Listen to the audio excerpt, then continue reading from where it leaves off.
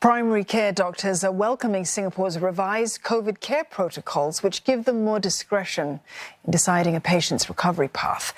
It will make for better allocation of resources, especially key as Singapore braces for an Omicron wave. But speaking on the first day of the changes, as these changes kicked in, doctors say that it may take some time to iron out the details. Sherlyn Seah tells us more. This clinic chain sees about 20 to 30 new COVID-19 cases each day across its 24 branches. It's already initiated Protocol 2 for several patients so far, after assessing them to be with mild symptoms and without risk factors, such as old age or underlying conditions. The vast majority of the patients prior to this could have fallen into Protocol 2. I would say, easily about 80% of them, could have been in Protocol 2 rather than Protocol 1. So this would be quite a big paradigm shift, actually.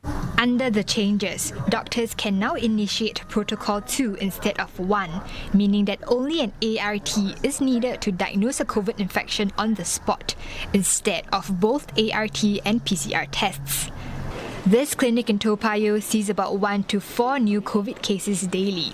It says allowing doctors to initiate Protocol 2 could mean fewer PCR tests, translating to lower costs. Helps us to stratify and make the decision so that we can allocate our resources more appropriately from the healthcare point of view. But of course, at the initial stage, this is still a transition part whereby the policy was just introduced today. There's some gaps in between that we still need to sort out the issues. For example, those patients that lie in the borderline cases in terms of like age, or sometimes there's still some ambiguity in terms of their underlying conditions.